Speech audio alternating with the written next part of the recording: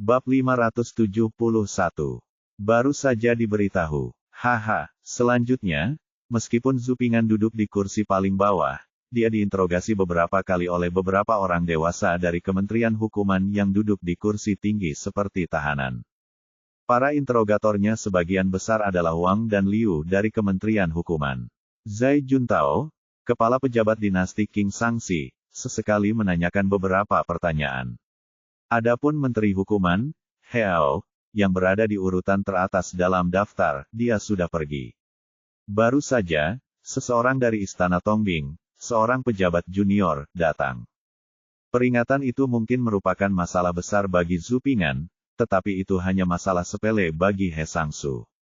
Cukup memberi perintah kepada bawahannya dengan mulutnya Kementerian Hukuman, untuk mengambil tindakan secara pribadi. Selain itu, selama interogasi, Dr. Zai Juntao menggunakan matanya untuk memberi isyarat kepada petugas di pojok untuk mencatat seluruh proses seolah-olah tidak terjadi apa-apa. Adegan ini dilihat oleh Zupingan, ia berpikir bahwa apapun yang dikatakannya hari ini akan dicatat dan pasti akan digunakan sebagai bukti ketika petisinya akan disidangkan di kemudian hari. Dalam situasi seperti ini, Zupingan tidak akan percaya bahwa dia baru saja memahami situasinya. Dalam menghadapi pertanyaan yang berulang kali, Zupingan tidak mengungkapkan kartu trufnya, dia juga tidak membuat penilaian substantif apapun.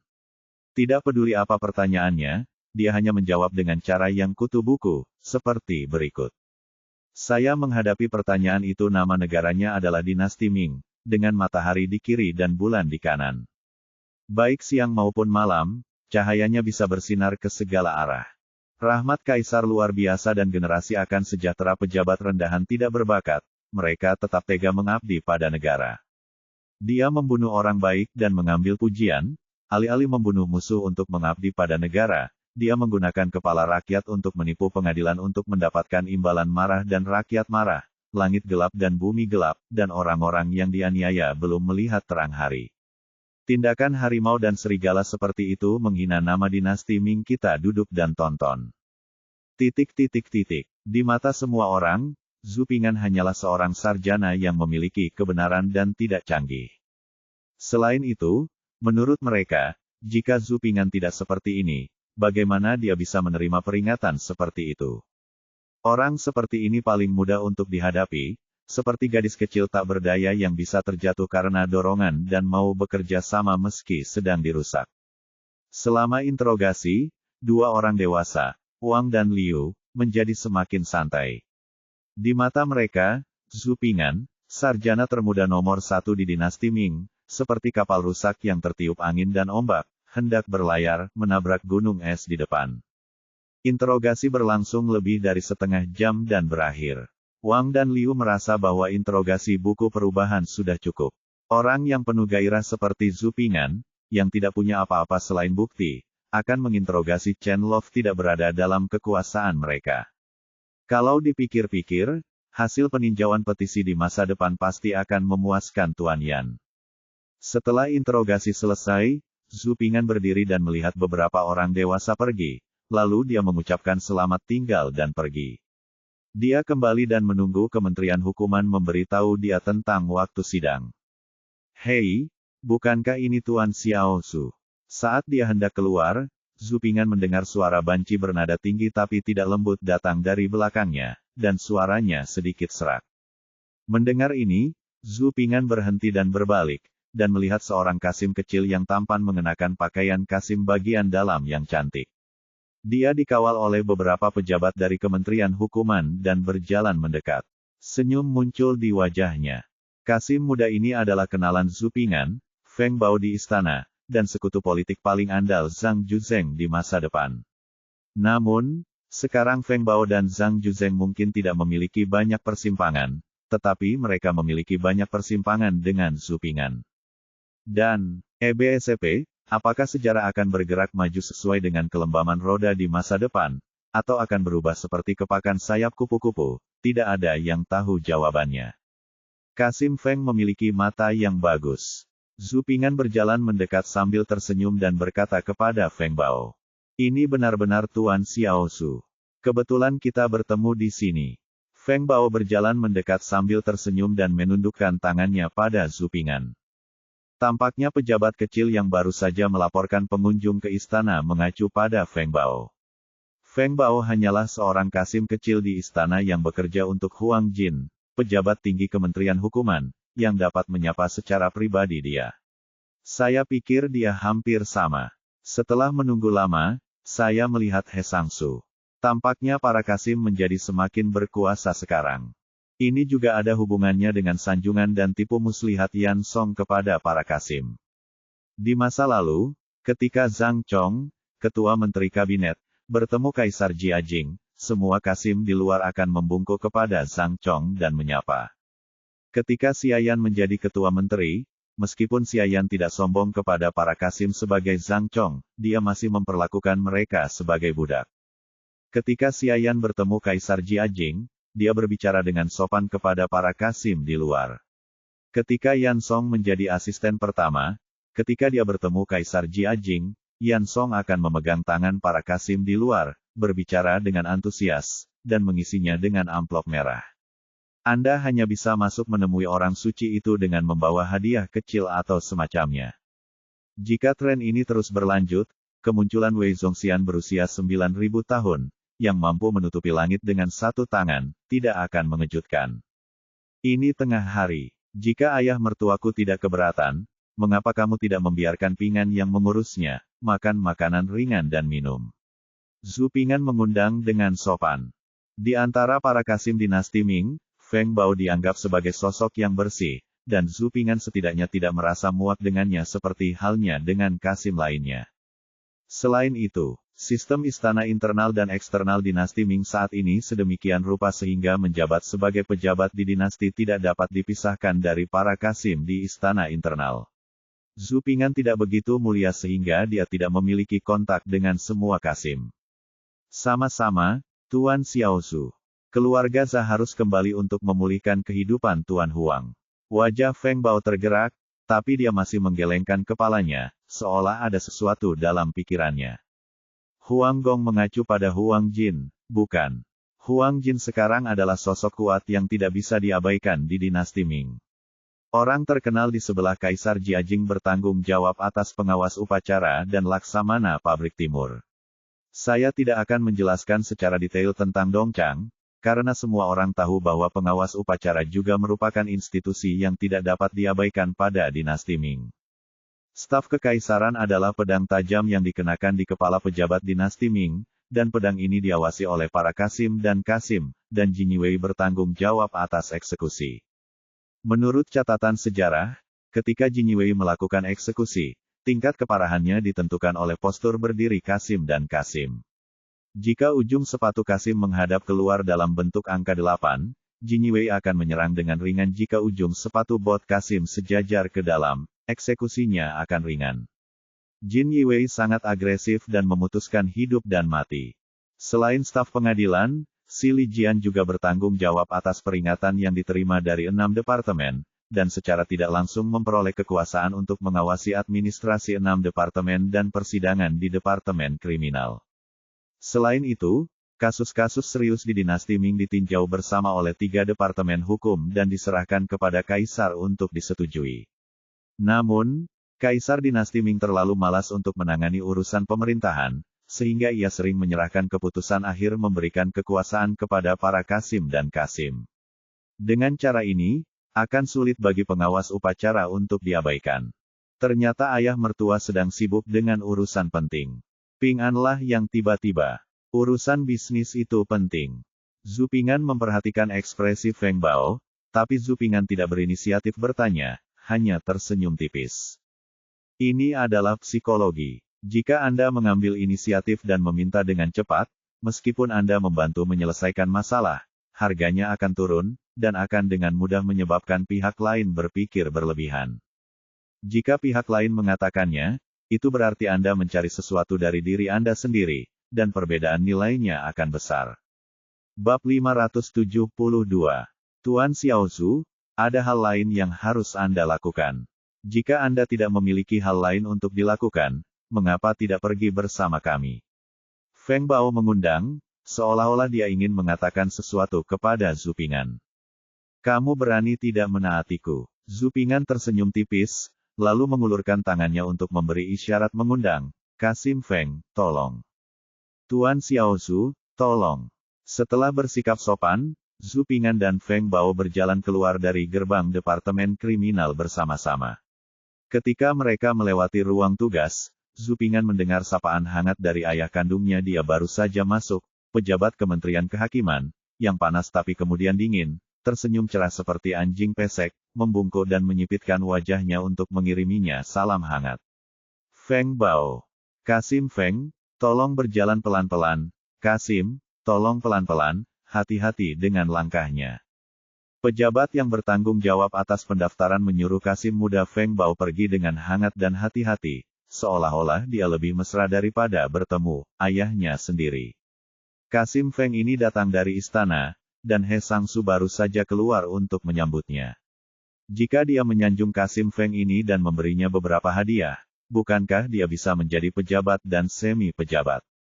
Saya harus berhati-hati dengan langkahnya, suaranya sangat mengganggu. Ini juga pertama kalinya Zupingan melihat seseorang begitu rendah hati dan tidak tahu malu.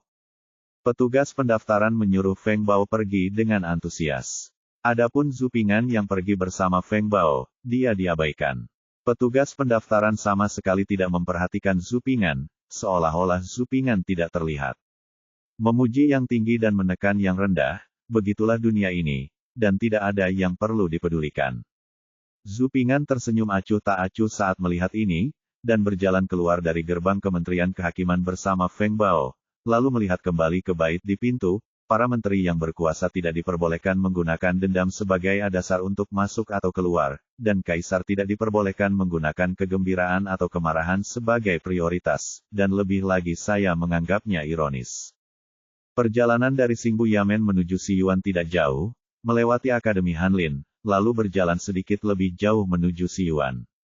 Zupingan dan Feng Bao tampaknya memiliki pemahaman yang diam-diam. Mereka berdua berjalan perlahan. Perjalanan bersama memakan waktu 5 atau 6 kali lebih lama dari biasanya. Seorang menteri luar negeri Akademi Kekaisaran dan seorang Kasim Istana Dalam, keduanya berusia sama, sedang berjalan di jalan resmi di kaki istana, berbicara dan tertawa bebas. Ngomong-ngomong, jika Zhu Yuanzhang melihat adegan ini, dia mungkin akan membunuh mereka berdua. Taizu Zhu Yuanzhang melarang Kasim ikut campur dalam politik, dan bahkan mendorong Menteri Luar Negeri untuk berteman dengan Kasim di istana. Dia khawatir para menteri dan Kasim akan berkolusi satu sama lain secara internal dan eksternal untuk mempengaruhi dinasti Ming dan merugikan negara. Namun, meskipun tanda besi, menteri tidak boleh ikut campur dalam urusan politik, dan pelanggar akan dieksekusi, tergantung tinggi di gerbang istana. Seluruh dinasti Ming telah mengabaikan hukum besi yang ditetapkan oleh Taizu. Saya tidak mengatakan itu, Tuan Xiaozu, Anda sedikit cemas dengan peringatan ini. Topik awalnya adalah peringatan Zupingan. Benarkah? Kupikir sudah terlambat. Jika terjadi pagi-pagi sekali, kepala penduduk desa itu tidak akan dicuri oleh keluarganya sendiri. Zupingan menggelengkan kepalanya dan mendesah pelan. Tuanku Xiaozu, tahukah Anda bahwa Yang Mulia kehilangan banyak kesabaran ketika melihat peringatan itu? Saya mendengarnya melalui pintu. Kemudian, ketika saya sedang membersihkan, saya menemukan bahwa Yang Mulia telah melewatkan setengah mangkuk sarapan.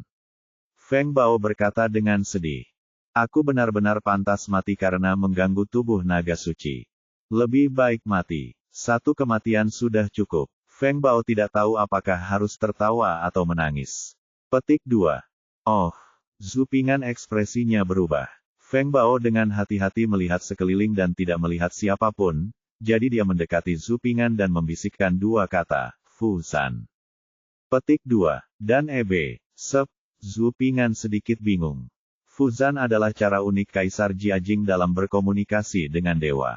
Kaisar Jiajing senang dengan hal ini sepanjang hidupnya.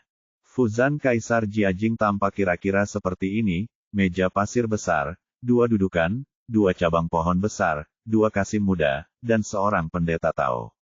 Pendeta Tao itu membakar perkataan Kaisar Jiajing kepada para dewa, lalu kedua Kasim muda itu menempelkan ujung jari mereka ke dahan pohon dan mencoret-coret seolah-olah mereka sedang kejang. Nah, jimat menggambar hantu yang muncul di meja pasir adalah jawaban sang dewa. Adapun simbol hantu di meja pasir, apakah menyerupai karakter atau tidak, tidak masalah. Kaisar Jiajing dan Pendeta Tao akan mencari tahu dan menjelaskannya. Zhu Ping'an mengira tidak ada orang modern yang akan mempercayai hal ini, tetapi Kaisar Jiajing senang dengan hal itu. Kaisar Jiajing jelas merupakan salah satu orang terpintar di dinasti Ming, tetapi saat ini dia bertindak seperti orang bodoh. Budidaya keabadian dan alkimia adalah salah satu kelemahan fatal Kaisar Jiajing. Tapi apa hubungannya Fu Zan dengan dia? Mungkinkah jimat hantu yang ditunjukkan Fu Zan pada hari dia melakukan pertunjukan itu ada hubungannya dengan dia? Meski dilihat dari ekspresi Feng Bao, hasil dari dukungan ini bermanfaat baginya, Zhu Ping'an tetap merasa itu terlalu tidak masuk akal. Pada pagi hari ketika Anda menyerahkan peringatan itu, Tao Tianxi menjelaskannya dan berkata, sekarang ada menteri langsung yang menyerahkan peringatan itu. Tetapi secara kebetulan, Tuan Xiao Zhu, peringatan Anda telah tiba di meja guru suci tidak lama setelah peringatan itu disampaikan. Xiao De ketika Zi Mao Chao Chai Chang sedang mengantarkan peringatan itu kepada Yang Mulia, dia menyelipkan dan mengacaukan peringatan yang diserahkan oleh kabinet Tuan Xiao Zhu. Peringatan Anda ditempatkan di bagian atas tumpukan. Di atas sana, melihat ekspresi bingung Zhu Ping'an, Feng Bao tidak bisa menahan perasaan pencapaian, dan berbisik ke telinga Zhu Ping'an. Oh, jadi begitu, Zhu Ping'an mengangguk. Pagi-pagi sekali Fu Zan, jawaban Jiezan adalah, sekarang ada menteri langsung yang menyerahkan tugu, dan kebetulan tugu peringatan itu dipresentasikan. Saya rasa inilah kepintaran Tao Zhongwen. Apakah sekarang ada menteri langsung yang melaporkannya?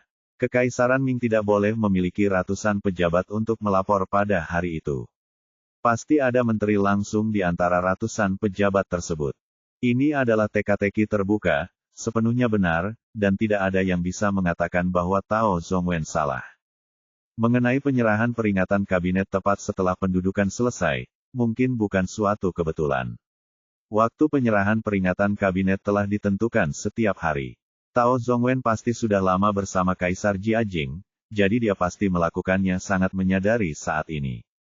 Oleh karena itu, selama waktu dukungan sedikit terkontrol, kebetulan, ini dapat tercapai. Faktanya, awalnya Fu Zan ini mungkin tidak ada hubungannya dengan dia. Ada banyak sekali tugu peringatan yang diserahkan oleh kabinet kepada Kaisar Jiajing. Namun, kebetulan yang sebenarnya terjadi saat ini. Kasim kecil bernama Xiao Dezi yang menyampaikan peringatan itu ceroboh. Mungkin karena kakinya licin, atau tangannya gemetar, atau mungkin itu adalah konspirasi di antara para Kasim muda untuk bersaing mendapatkan bantuan mengirim peringatan itu ke meja Kaisar Jiajing. Tumpukan ini jatuh ke meja, atau mungkin jatuh ke tanah. Pokoknya, pesanannya kacau, lalu Xiao Dezi mengaturnya sendiri. Kemudian peringatan saya muncul pertama kali dalam kebetulan ini. Serangkaian kebetulan seperti itu, mungkin merupakan kehendak Tuhan di mata Kaisar Jiajing.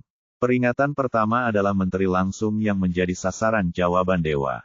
Naomi, bisakah Naomi dibunuh? Apakah raja yang bijaksana tidak bisa mentolerir menteri langsungnya? Bab 573. Kaisar Jiajing memiliki IQ yang sangat tinggi, namun orang-orang yang ber-IQ tinggi pada umumnya memiliki permasalahan yang sama, yaitu terlalu banyak berpikir, di mata orang lain merupakan pengecualian, namun di mata Kaisar Jiajing, itu adalah kehendak Tuhan. Sebuah kecelakaan membantu Zhu Ping'an mendapat kejutan. Dia sepertinya menjadi Nao Chen entah dari mana. Setelah mendengarkan penjelasan Feng Bao, Zhu Ping'an tidak bisa menahan diri untuk tidak menyentuh dagunya dan menggerakkan sudut mulutnya. Tujuan saya, seorang menteri yang cakap. Seseorang yang dapat memberi manfaat bagi negara dan rakyat. Betapapun jujur dan jujurnya seorang pejabat, jika ia tidak mempunyai kemampuan mengatur negara dan mensejahterakan rakyat, maka tidak ada gunanya dan tidak dapat menciptakan nilai apapun. Sampai batas tertentu, hal ini mungkin tampak lebih buruk daripada pejabat korup yang menghasilkan 10 juta dolar untuk rakyat dan menggelapkan 1 juta dolar. Namun, dengan dukungan tak terduga ini, dia sedikit lebih percaya diri terhadap Chen Qing. Zhu Ping'an sedikit mengerutkan bibirnya, mengangkat tangannya dan berterima kasih kepada Feng Bao. Terima kasih, ayah mertua, karena telah memberi tahu saya. Jika Ping'an beruntung dengan kejadian ini, An Ran, ayah mertuaku pantas mendapat pujian paling besar. Tuan Xiao Zhu bercanda, tetapi keluarga Za tidak mengatakan apa-apa. Feng Baowei tersenyum dan menggelengkan kepalanya, berkata dengan penuh arti. Haha, Kasim Feng benar. Zhu Ping'an juga tersenyum diam-diam. Tuan Xiao Zhu sepertinya tidak khawatir sama sekali. Peringatan Tuan Xiao Zhu melibatkan Tuan Yan Ge. Feng Bao memandang Zhu Ping'an dan bertanya dengan rasa ingin tahu. Saya Naomi. Zhu Ping'an menunjuk dirinya sendiri tanpa rasa malu, lalu tersenyum cerah, memperlihatkan gigi putih besarnya. Melihat ini, Feng Bao tidak bisa tertawa atau menangis dan menunjuk ke arah Zhu Ping'an dengan anggrek di tangannya. Dia tidak dapat berbicara untuk waktu yang lama.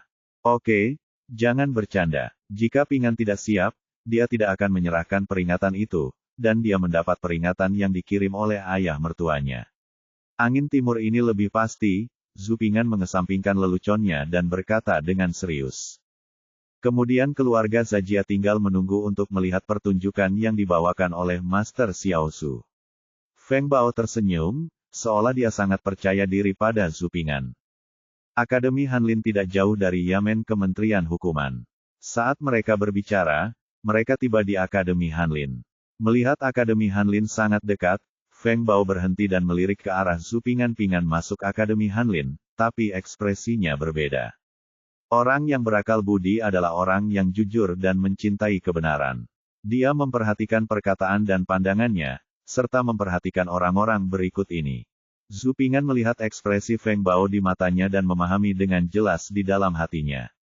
Mengetahui bahwa Feng Bao memiliki sesuatu untuk ditanyakan atau diajak bicara, dia terus menemani Feng Bao sebentar dengan dalih pergi ke restoran, di depan untuk makan malam. Tidak jauh di depan, Feng Bao datang ke sebuah gang terpencil dan mengatakan apa yang telah lama dia tahan. Meskipun ada banyak lika-liku dalam peringatan Tuan Xiao Zhu, di permukaan semuanya adalah senjata, tetapi keluarga Za menderita banyak anak panah tersembunyi di istana. Dikatakan bahwa mudah untuk bersembunyi dari senjata terbuka, tetapi sulit untuk menjaga dari panah tersembunyi. Sulit dijelaskan dalam satu kalimat. Feng Bao menghela nafas panjang. Zhu Ping'an mengangguk ketika mendengar ini. Sejak zaman kuno, pertempuran di istana adalah yang paling berdarah dan puncaknya. Di zaman modern, Zhu Ping'an juga telah menonton banyak serial TV yang mirip dengan The Legend of Zhen Huan, dan sangat menyadarinya sengitnya perjuangan kelompok di istana. Bahkan beberapa catatan di buku sejarah juga bisa melihat perjuangan berdarah di dalam istana. Yang mungkin paling diketahui semua orang adalah pertarungan terbuka dan terselubung antara ratu dan selir, namun pertarungan di antara Kasim seperti Feng Bao bahkan lebih sengit dan berdarah. Jumlah ratu dan selir sama banyaknya dengan jumlah Kasim, dan perjuangannya lebih intens. Kasim selalu menjadi kelompok yang tidak populer dan dihina. Mereka adalah orang-orang yang dikebiri, yaitu orang-orang yang dikebiri. Bisa dibayangkan mereka juga menyedihkan. Mereka yang memiliki otak abnormal dan sukarela menjadi Kasim, tentu saja tidak termasuk pengecualian tertentu. Kebanyakan dari mereka yang menjadi Kasim terbagi dalam dua kategori, satu untuk kekuasaan dan yang lainnya untuk kekayaan. Anak dikirim ke istana di bawah paksaan dan bujukan. Kasim dan Kasim telah kehilangan fungsi fisiologis dan kepribadian normal mereka dan menjadi jenis yang berbeda. Mereka berada di bawah istana. Selir kaisar memiliki kekuatan hidup dan mati atas mereka, menyanjung dan menyebut diri mereka budak. Ia berketurunan rendah dan tidak memiliki fungsi fisik, sehingga tidak mempunyai keturunan. Jika ia ingin mencintai, ia tidak dapat mencintai karena cacat fisiknya. Jika ia ingin membenci, siapa yang harus ia benci? Orang tuanya atau tuannya di istana. Yang satu tidak boleh membenci, yang lain tidak berani. Adapun pelayan istana, jika dia beruntung, dia masih bisa dibebaskan dari istana setelah 20 atau 30 tahun berada di istana. Tidak ada harapan dan masa depan, kurangnya perhatian dan manusia. Dingin dan hangat, seseorang hanya bisa mati dengan menyedihkan dan menyedihkan di dalam istana. Tapi pasti ada sesuatu yang dibenci terhadap orang miskin. Dalam masyarakat modern, ada sekelompok orang yang mengalami kemalangan dan ingin membalas dendam terhadap masyarakat, seperti kebisingan baru-baru ini di taman yang dilakukan oleh seorang petugas pasukan bela diri yang sudah lanjut usia, bercerai, dan miskin dari sebuah negara kepulauan. Hal yang sama juga terjadi pada sebagian besar Qasim di istana-istana ini. Mereka telah kehilangan kepribadian dan cacat fisik. Kebanyakan dari mereka telah mengubah sifat manusia dan membenci masyarakat serta orang-orang di dalamnya. Beberapa orang menyerah pada diri mereka sendiri, mati rasa, diintimidasi, menderita, dan menderita. Beberapa orang pergi ke sisi yang berlawanan dan membalas dendam pada orang lain, menteri, dan masyarakat, memanfaatkan kedekatan mereka dengan kekuatan tertinggi. Faktanya, terkadang kita tidak bisa membantu mereka. Para Qasim masing-masing adalah majikannya sendiri, dan majikannya saling bertarung. Bagaimana mereka bisa terhindar? Uang, penipuan dan pembingkaian. Para Qasim yang telah kehilangan kepribadiannya dan menyimpang dari kemanusiaannya jauh lebih kejam dan keji saat berperang. Para Qasim yang bisa bertahan hidup di istana tidaklah baik. Oleh karena itu, meskipun Zhu Ping'an tidak bisa berempati dengan Feng Bao, dia bisa memahaminya. Oh, adakah hal lain yang membuat ayah mertuaku malu? Zhu Ping'an bertanya dengan rasa ingin tahu. Tuan Xiao Zhu bercanda. Keluarga Za hanyalah seorang tukang di istana. Ada banyak hal yang membuat keluarga Za malu. Feng Bao menggelengkan kepalanya dan berkata sambil tersenyum pahit. Saya ingin tahu apakah ayah mertua pernah mendengar kalimat ini. Zhu Ping'an bertanya sambil tersenyum setelah Feng Bao selesai berbicara. Tuan Xiao Zhu, apakah kamu ingin mendengarnya? Feng Bao bertanya dengan rasa ingin tahu. Apabila surga akan mempercayakan kepada manusia suatu tanggung jawab yang besar, maka ia harus terlebih dahulu memaksakan pikiran dan kemauannya, menegangkan otot dan tulangnya, membuat badan dan kulitnya kelaparan, menguras tenaganya, dan mengacaukan perbuatannya.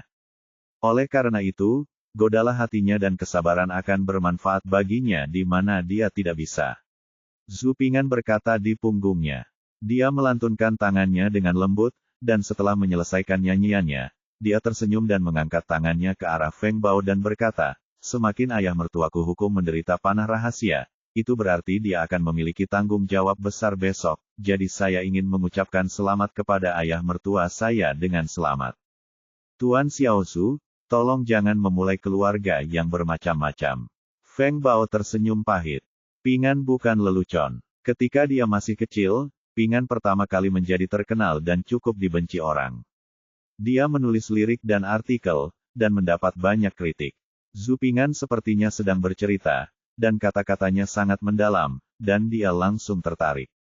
Dia menarik perhatian Feng Bao dan mengangkat telinganya.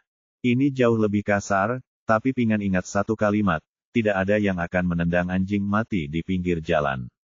Zhu Ping'an memandang Feng Bao dan berkata dengan penuh arti. Feng Bao gemetar saat mendengar ini, lalu menegakkan punggungnya. Ya, tidak ada yang mau menendang anjing mati. Bab 574. Tidak ada yang menendang anjing mati. Ini adalah moto Amerika, yang pada dasarnya menggambarkan bahwa semakin mampu seseorang, semakin banyak serangan yang akan dia terima, dan semakin kuat pula penyerangnya. Meskipun Zhu Ping'an adalah seorang mahasiswa pascasarjana di zaman modern, namun seorang mahasiswa pascasarjana jurusan Tiongkok kuno seperti seseorang yang telah mempelajari keajaiban membunuh naga, ia memiliki kemampuan untuk membunuh naga, namun ia tidak memiliki naga untuk dibunuh dia. Singkatnya, itu hanya seutas benang gantung. Saya suka moto inspiratif ini. Saya berharap suatu hari nanti saya bisa menjabat sebagai CEO, menikahi Bai Fumei dan mencapai puncak hidup saya. Setiap kali saya gagal melamar pekerjaan dan tertindas, saya selalu menggunakan moto ini untuk menghibur diri sendiri. Itu adalah metode kemenangan spiritual Aki. Terima kasih Tuan Xiao Zhu atas kata-kata Anda. Feng Bao mengucapkan terima kasih dengan tulus, lalu bertanya kepada Zhu Ping'an, apakah ini bahasa gaul dari kampung halaman Tuan Xiao Zhu? Haha, saya kira, jika zaman modern bisa dikatakan sebagai kampung halamannya. Jika demikian, maka semboyan Amerika ini bisa dikatakan sebagai bahasa gaul pedesaan. Desa Siahe benar-benar negeri dengan orang-orang yang luar biasa. Pantas saja desa ini memiliki sarjana terkemuka seperti Tuan Xiaozu. Bahasa gaul pedesaan sangat filosofis, dan seluruh keluarga telah mendapat pelajaran. Feng Bao berkata dengan penuh emosi. Meskipun ayah mertuaku mungkin sedang dalam masalah saat ini, Ping An optimis dengan ayah mertuaku dan percaya bahwa dia akan mampu keluar dari kepompongnya dan menjadi kupu-kupu, akrab dengan sejarah, mengetahui masa depan Feng Bao, jadi dia mengatakannya dengan tenang. Zhu Ping An percaya pada Feng Bao, tetapi Feng Bao tidak terlalu percaya diri. Hei, Tuan Xiaozu tidak tahu apa-apa. Situasi saya saat ini adalah saya berdiri di depan tebing, berjalan di ujung pisau. Jika saya tidak hati-hati, saya akan hancur berkeping-keping. Tidak masalah betapa berhati-hatinya aku akan terpanggang di atas api. Feng Bao meraih pakaiannya erat-erat dengan kedua tangan dan mengerutkan kening. Wajahnya dipenuhi kesedihan dan berubah bentuk. Dia merasa seolah-olah dia akan pingsan. Jangan bicara tentang keluar dari kepompong dan berubah menjadi kupu-kupu. Keluarga Za dalam bahaya. Feng Bao menghela nafas dalam-dalam, mengerutkan kening dan mengerutkan kening, penuh kesedihan. Apa yang membuat Kasim Feng begitu tertekan? Zhu Ping An bertanya dengan rasa ingin tahu. Ternyata Feng Bao pernah mengalami masa-masa putus asa, entah apa yang membuat para Kasim yang akan mendominasi Zhang Juzheng di masa depan begitu putus asa. Hei, sulit untuk diungkapkan dengan kata-kata, ceritanya panjang. Feng Bao memandang Si Yuan di kejauhan dan menghela nafas panjang. Oke, akhirnya langsung ke intinya. Zhu Ping An memandang Feng Bao, yang hendak berbicara panjang lebar, dan diam-diam bersorak. Itu terjadi sebulan yang lalu. Feng Bao tenggelam dalam ingatannya dan kemudian menceritakannya perlahan. Mengikuti narasi Feng Bao, Zhu Ping An secara bertahap memahami alasan depresi Feng Bao. Ceritanya sangat panjang. Sebulan yang lalu, Feng Bao dipilih oleh pihak Kaisar Jiajing, yang sekarang menjadi pengawas upacara dan gubernur Huang dari Dongchang, karena kepintarannya, ketelitian dalam bekerja di depan istana, kinerja yang baik di ruang belajar bagian dalam, dan kaligrafi yang bagus. Jinsu menghargainya dan dipromosikan ke kantor panitera. Aula belajar bagian dalam setara dengan sekolah Kasim dinasti Ming. Ini adalah institusi yang didirikan di istana oleh cucu Zhu Yuanzhang, Xuanzong Zhu Zanji. Aula belajar bagian dalam memilih ratusan Kasim muda di bawah usia 10 tahun dari istana. Bingbi, Kasim upacara, ditunjuk sebagai kepala sekolah. Orang-orang dari Akademi Hanlin diundang untuk memberikan ceramah dan mengajari para Kasim muda ini cara membaca dan menulis, belajar tentang zaman kuno dan modern, dan mahir menulis. Ketika Feng Bao pertama kali memasuki ruang belajar bagian dalam, dia diterima oleh Huang Jin, yang merupakan pengawas upacara pada saat itu. Tentu saja, Huang Jin juga memiliki banyak Kasim muda di ruang belajar bagian dalam. Ada puluhan ribu Kasim di dinasti Ming, dan ada juga banyak lembaga.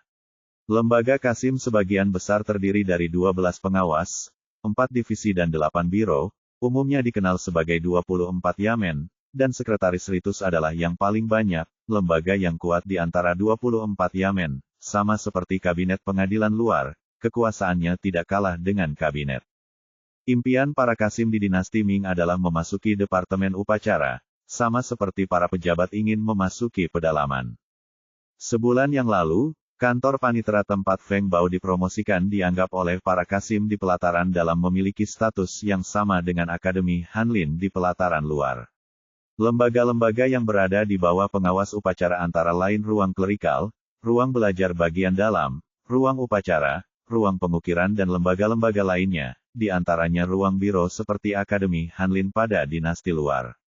Akademi Hanlin adalah tempat kedudukan Perdana Menteri, dan Menteri Kabinet seringkali diangkat dari Akademi Hanlin. Hal yang sama berlaku untuk pengawas upacara di pengadilan dalam. Jika Kasim ingin dipromosikan menjadi pengawas upacara, mereka juga harus mendapatkan keuntungan pengalaman di kantor panitera. Ketika Kasim dipromosikan menjadi pengawas upacara, mereka seringkali ditunjuk oleh kantor panitera. Kasim muda yang dipilih ke kantor panitera setara dengan Hanlin dan Sujishi di Akademi Hanlin. Ketika Departemen Urusan Umum Pengadilan Luar dan Pejabat Ibu Kota, serta peringatan berbagai raja bawahan, dikirim ke istana, mereka semua dikirim ke ruang panitera. Suara para menteri kabinet dan dekret serta dekret kaisar semuanya diunggah dan dikeluarkan melalui ruang panitera. Ini adalah Akademi Hanlin di pelataran dalam. Waktu ketika Feng Bao memasuki ruang panitera pada dasarnya sama dengan saat Zhu Ping'an memasuki Akademi Hanlin. Pada dasarnya, dia memasuki Akademi Hanlin di pelataran dalam dan luar pada saat yang bersamaan. Pengalaman yang sama dan peristiwa bahagia yang sama membuat Feng Bao merasa sedikit bersimpati kepada Zhu Ping'an, sehingga ketika Zhu Ping'an memilih hadiahnya, ia mengingatkan Zhu Ping'an. Dapat dikatakan bahwa terpilih menjadi panitera memiliki masa depan yang cerah. Ini juga merupakan kebahagiaan besar yang diimpikan Feng Bao. Jadi mengapa Feng Bao begitu putus asa? Inilah alasan mengapa Feng Bao tertarik dengan apa yang baru saja dikatakan Zhu Ping'an, tidak ada yang akan menendang anjing mati di pinggir jalan. Setelah Feng Bao terpilih ke kantor panitera, pertikaian berdarah dan kejam di harem dimulai satu demi satu lain. Adapun perkelahian antara para kasim muda, selama mereka tidak melewati batas mempengaruhi stabilitas harem, mempengaruhi keselamatan Tuan, Huang Jin tidak akan peduli. Huang Jin mengagumi Feng Bao, serta beberapa kasim muda lainnya, dan tidak terkecuali Feng Bao. Apa yang dialami Feng Bao dan yang lainnya juga dialami oleh Huang Jin. Perjuangan juga merupakan pengalaman yang sangat diperlukan bagi para kasim untuk tumbuh dewasa. Entah tumbuh, atau menjadi sengsara, hanya dengan mengalami hal-hal ini seseorang dapat tumbuh menjadi kasim yang berkualitas dan kasim yang unggul. Setelah Feng Bao memasuki ruang panitera, dia juga bertemu dengan calon lawannya Chen Hong, serta kasim muda lainnya. Tentu saja, Chen Hong lah yang paling bertanggung jawab atas situasi Feng Bao saat ini. Chen Hong memasuki kantor panitera setahun lebih awal dari Feng Bao, dan dia dapat dianggap sebagai kakak laki-laki Feng Bao. Ketika Feng Bao pertama kali memasuki kantor panitera dan matanya menjadi gelap, Chen Hong sangat antusias, menyampaikan pengalaman, mengingatkan hal-hal yang tabu, dan membantu Feng Bao dengan sepenuh hati.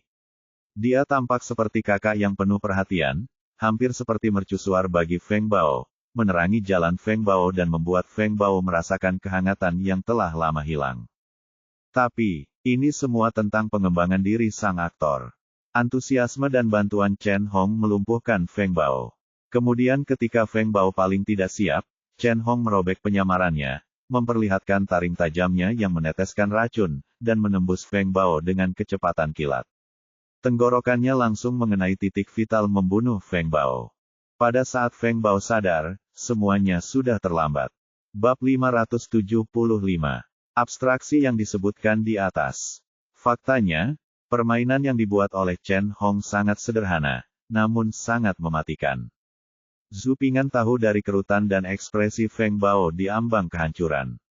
Setelah mendengarkan apa yang dikatakan Feng Bao, Zhu Ping'an memahami rencana Chen Hong. Itu sangat sederhana, tetapi semakin sederhana, semakin kuat kekejaman orang yang mengaturnya. Ini bisa sangat sederhana sehingga Anda lengah, namun bisa sangat mematikan sehingga Anda tidak bisa waspada terhadapnya. Pendirian biro oleh Chen Hong harus dimulai dengan kantor panitera. Kantor panitera milik Akademi Hanlin di pelataran dalam, tetapi perbedaan terbesar dari Akademi Hanlin adalah bahwa itu adalah pelataran dalam dan sebuah institusi yang terdiri dari para kasim. Selain menguasai dokumen-dokumen rahasia seperti dekret administratif dan mengunggahnya ke pelataran dalam dan luar, ruang juru tulis juga bertugas mencatat di mana kaisar tidur setiap malam dan nama-nama selir yang mengunjunginya. Untuk menjamin kemurnian garis keturunan bangsawan, dinasti Ming menyimpan catatan ganda tentang kehidupan pribadi kaisar. Dengan kata lain, ada dua lembaga yang bertanggung jawab untuk mencatat kehidupan kaisar selama ketidakhadirannya. Satu adalah catatan di ruang juru tulis, dan yang lainnya adalah catatan di ruang juru tulis, dan yang lainnya adalah sejarah pejabat wanita Tong. Sejarah pejabat wanita mencatat tempat para selir dan pelayan istana dikunjungi, ruang dokumen mencatat tempat kaisar tidur di malam hari dan nama selir yang mengunjungi mereka dari dua sudut pandang yang berbeda perspektif selir dan pelayan istana, sedangkan ruang dokumen mencatat direkam dari sudut pandang kaisar. Selain untuk mencatat kehidupan kaisar selama kunjungannya, ruang juru tulis juga mempunyai fungsi yang tidak dimiliki oleh pejabat wanita Tongxi, yaitu mengatur kehidupan kaisar selama kunjungannya, yaitu mengatur persetubuhan antara kaisar dan kaisar. Selirnya, dalam fungsi ini, ruang juru tulis di dinasti Ming mirip dengan ruang Jingxi di dinasti Qing. Ruang Jingxi pada dinasti Qing bertugas mencatat dan mengatur hubungan seksual antara kaisar dan selir di harem. Banyak orang mengira bahwa ada ruang Jingxi pada dinasti Ming, tidak ada ruang Jingxi pada dinasti Ming. Ruang Jingxi berafiliasi dengan Kementerian Dalam Negeri, dan ruang Jingxi adalah Kementerian Dalam Negeri adalah institusi unik pada dinasti Qing. Strategi Chen Hong didasarkan pada fungsi ruang panitera yang mirip dengan fungsi ruang menteri. Ketika Chen Hong pertama kali memasuki perpustakaan Feng Bao, dia dengan antusias membantu Feng Bao, menyapanya, mengajarinya pengalaman, dan mengingatkannya pada hal-hal yang tabu. Dia benar-benar seperti kakak yang penuh perhatian. Tentu saja, Feng Bao tidak mudah ditipu ketika dia masuk ke kamar petugas. Pada awalnya, Feng Bao masih waspada sepenuhnya. Tidak peduli apa yang dikatakan atau dilakukan Chen Hong, Feng Bao akan berpikir dua kali sebelum bertindak dan berhati-hati kata-kata dan tindakannya. Tapi tidak peduli bagaimana Feng Bao mempertimbangkannya, dia sampai pada kesimpulan bahwa semua yang dilakukan Chen Hong bermanfaat baginya. Dari mendapatkan makanan untuk makan hingga mendapatkan dokumen rahasia seperti dekret kekaisaran, semua yang dilakukan Chen Hong bermanfaat bagi Feng Bao. Bahkan jika Feng Bao mencoba mencari tahu dengan hati manusia terkecil, Chen Hong adalah seorang pria yang jujur, non-fisik. Hasilnya, Chen Hong mencapai pengembangan diri sebagai seorang aktor. Feng Bao dilumpuhkan oleh penampilan sempurna Chen Hong. Lebih dari setengah bulan yang lalu, selama penyesuaian pekerjaan di ruang juru tulis, Chen Hong menyelesaikan panggilan tirai drama Feng Bao dengan penampilan paling sempurna dan kemampuan akting yang paling indah. Hasil dari pertunjukan tersebut adalah tugas mengatur hubungan seksual kaisar dengan selir jatuh ke tangan Feng Bao. Dan Feng Bao, sama seperti Fan Wei, berbalik 3 kali untuk berterima kasih kepada Chen Hong karena telah merawatnya dengan baik. Terima kasih saudara yang baik. Beri aku semua pekerjaan bagus ini. Feng Bao teringat apa yang sering dikatakan Chen Hong kepadanya sebelumnya, bahwa ayah mertua muda si Anu menerima jepit rambut emas dari majikan si Anu, dan ayah mertua si Anu dipromosikan menjadi 2 tingkat karena jasanya yang berjasa dalam melayani selir ini dan itu, dan seterusnya dan seterusnya. Ada banyak sekali contoh orang yang menjadi kaya dan berkuasa dalam semalam dan mengubah hidup mereka di luar kehendak surga. Selain itu, Feng Bao juga pernah melihat dengan mata kepalanya sendiri beberapa ayah mertua muda dengan kemampuan buruk memamerkan hadiah tuannya di hadapannya harus bekerja keras selama 10 tahun lagi berdasarkan kemampuan mereka. Sekarang dia baik-baik saja, dia tidak perlu lagi iri pada mereka. Dengan pekerjaan ini, dia akan menjadi orang pertama yang unggul. Memikirkan hal ini, Feng Bao merasa berterima kasih kepada Chen Hong. Kurang dari BR, lebih besar dari. Namun, baru setelah Feng Bao mengambil alih pekerjaan ini, dia menyadari bahwa ini adalah pekerjaan yang indah, seperti guillotin. Tugas mengatur hubungan seksual antara kaisar dan selir di harem melibatkan kaisar dan semua selir di harem. Namun, yang fatal ada di sini. Siapapun yang terlibat dalam tugas ini dapat menghancurkan dirinya sendiri, seorang kasim kecil di bawah istana, sampai mati hanya dengan 1 jari kelingking. Tak perlu dikatakan lagi, kaisar adalah penguasa tertinggi seluruh harem, dan bahkan seekor kentut pun dapat membunuhnya. Tak perlu dikatakan lagi bahwa ratu, selir kekaisaran, selir, Jiyu, Zhao-yi, Guiren, dan master bergelar lainnya di dalamnya, harem, adalah semua makhluk yang bisa menghancurkannya sampai mati dengan 1 jari, bahkan wanita cantik, orang berbakat, pelayan terpilih, dan wanita semuanya adalah tuan, dan mereka bukanlah sesuatu yang bisa disinggung oleh dia, seorang kasim kecil. Jika Anda seorang kasim besar seperti Huang Jin Huang Gong, Anda tidak perlu terlalu khawatir kecuali ratu, selir kekaisaran, dan selir. Tetapi sebagai kasim muda seperti Anda, yang belum melakukan debut, Anda harus melakukannya khawatir tentang orang-orang di atas Anda sepanjang waktu. Kepala di bawah sudah lama jatuh, tetapi kepala di atas tidak bisa jatuh lagi. Sejak Feng Bao mengambil pekerjaan ini, dia selalu mengkhawatirkan kepalanya. Ini tidak berlebihan. Secara umum, ada dua bahaya dalam pekerjaan ini. Yang pertama adalah Kaisar Jiajing, penguasa dunia, dan yang lainnya adalah Nyonya Harem. Mari kita bicara tentang Kaisar Jiajing dulu. Dikatakan bahwa menemani seorang kaisar seperti menemani seekor harimau. Menemani Kaisar Jiajing sama dengan menemani seekor harimau gila, yang bahkan lebih berbahaya. Kaisar Jiajing sering meminum obat mujarab. Obat mujarab itu adalah logam berat, yang merangsang pusat saraf. Obat itu juga sulit dipahami. Dia benar-benar murung dan memiliki sifat yang kejam. Seperti yang tercatat dalam buku sejarah, Jiajing adalah hasil penyiksaan, kekejaman, dan kemurungan. Di harem, Kaisar Jiajing bahkan lebih kejam.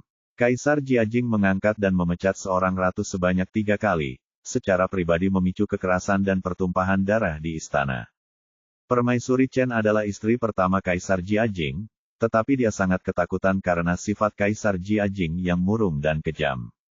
Permaisuri Chen sedang hamil saat itu, dan dia sedang duduk minum teh bersama Kaisar Jiajing. Fang, yang saat itu masih menjadi pelayan istana, datang untuk membawakan teh. Kaisar Jiajing melihat tangan Fang putih dan indah, jadi dia memegang tangan Fang tangan kecilnya dan memegangnya erat-erat. Permaisuri Chen cemburu. Dia meletakkan cangkir teh itu dengan keras di atas meja dan berdiri untuk mengungkapkan ketidakpuasannya. Kaisar Jiajing langsung marah dan mengutuk Permaisuri Chen. Ratu Chen sangat ketakutan dan kewalahan sehingga dia melakukan aborsi dan jatuh sakit. Sepeninggal Ratu Chen, hanya 1 bulan kemudian, Kaisar Jiajing mengangkat Ratu Zhang. Suatu saat tahun baru Imlek, Kaisar Jiajing makan malam dengan selir haremnya, dan Ratu Zhang memberikan saran sambil mengobrol. Kemudian, Kaisar Jiajing langsung marah setelah mendengar ini. Dia memerintahkan seseorang untuk melepas mahkota dan pakaian Ratu Zhang, dan mencambuknya lebih dari 10 kali di tempat. Setelah Ratu Zhang digulingkan, Ratu Fang diangkat. Pada tahun ke-21 Jiajing, pelayan istana yang Jinying dan yang lainnya bersekongkol untuk mencekik Kaisar Jiajing dengan tali. Pada suatu malam di tahun ke-26 pemerintahan Jiajing, kebakaran terjadi di Istana Kuning tempat tinggal Permaisuri Fang. Kaisar Jiajing menolak untuk memadamkan api, menyebabkan Permaisuri Fang dan ratusan pelayannya dibakar hidup-hidup. Ada rumor di harem bahwa api disulut oleh Kaisar Jiajing untuk membalas dendam selir Cao Duan, selir favorit yang dieksekusi oleh Permaisuri Fang selama insiden Istana Renyin. Kaisar Jiajing sangat kejam terhadap ratu, belum lagi para kasim kecil di harem. Meskipun Kaisar Jiajing memanggil Huang Jin Huang Ban, dia tidak begitu sopan kepada kasim lainnya. Kaisar Jiajing sangat meremehkan para kasim. Dalam benak Kaisar Jiajing, kasim hanya membersihkan toilet dan mengosongkan toilet. Kaisar Jiajing bisa dikatakan sebagai orang yang memperlakukan kasim paling keras di antara kaisar dinasti Ming, kecuali kaisar pendiri Yuansang. Tidak mengherankan jika Feng Bao, seorang kasim muda dengan integritas moral yang tidak memadai, mengatur hubungan seksual dengan Kaisar Jiajing tanpa bahaya. Bab 576. Menurut catatan sejarah, lebih dari 200 pelayan istana dicambuk sampai mati atas perintah Kaisar Jiajing di harem, dan banyak kasim yang dipukuli sampai mati dengan tongkat. Tentu saja, meski begitu, faktor Kaisar Jiajing bukanlah Feng Bao paling dikhawatirkan. Karena bahkan sebelum Feng Bao mengambil posisi ini di ruang panitera, yang mirip dengan kantor kehormatan, Feng Bao masih melayani Kaisar Jiajing di depan istana. Bahaya bagi Kaisar Jiajing adalah dia tidak dapat melarikan diri tidak peduli seberapa keras dia bersembunyi. Terlebih lagi, dalam 6 bulan terakhir bertugas di depan istana, Feng Bao telah belajar banyak tentang bagaimana melayani Kaisar Jiajing. Setidaknya dia tidak akan melakukan kesalahan bodoh seperti Xiao Zhangzi yang bersendawa dan tidak sopan di depan istana dan dijatuhi hukuman mati dengan tongkat. Tingkat penyelamatan jiwa jauh lebih tinggi dibandingkan dengan kasim muda biasa. Yang aku khawatirkan adalah permaisuri, Feng Bao berkata kepada Zhu Ping'an dengan wajah pucat. Memang benar, yang paling dikhawatirkan Feng Bao adalah para simpanan di harem, dan simpanan di harem inilah yang menyebabkan situasi genting Feng Bao saat ini. Meskipun Kaisar Jiajing mempraktikkan keabadian dan alkimia dalam upaya untuk menjadi abadi, Kaisar Jiajing tidak pantang nafsu. Sebaliknya, Kaisar Jiajing memiliki kebutuhan yang sangat kuat dalam hal ini. Dia bisa disebut boneka laki-laki berjalan, sangat bernafsu. Tujuan budidaya keabadian, alkimia, dan pencapaian keabadian Kaisar Jiajing adalah untuk menikmati semua manfaat Kaisar untuk waktu yang lama, dan untuk menikmati kekuasaan dan wanita untuk waktu yang lama. Oleh karena itu, hubungan seksual Kaisar Jiajing sangat sering terjadi. Sebagai Kasim Feng Bao yang mengatur hubungan seksual Kaisar Jiajing, ia juga mempunyai tugas berat untuk mengatur agar para selir di harem tidur dengannya. Dia pasti akan diincar oleh para simpanan di harem. 72 selir dari 3 istana dan halaman ke-6, ditambah lebih dari 100 simpanan seperti bangsawan, wanita cantik, orang berbakat, semuanya dengan sabar menunggu untuk dibaringkan. Namun, hanya ada satu tuan laki-laki di harem, Kaisar Jiajing. Tidak peduli betapa bernafsunya Kaisar Jiajing, dia hanya bisa berhubungan seks dengan satu orang dalam semalam. Yah, meskipun Kaisar Jiajing mengabaikan sistem leluhur dan mencari kegembiraan, dan kadang-kadang menjadi konyol dan membuat satu naga melawan 2 burung phoenix, dia hanya dapat memiliki 2 selir untuk tidur dengannya. Lebih banyak biksu dan lebih sedikit daging. Lebih dari 100 wanita simpanan menunjuk ke mentimun Kaisar Jiajing dan merasa puas.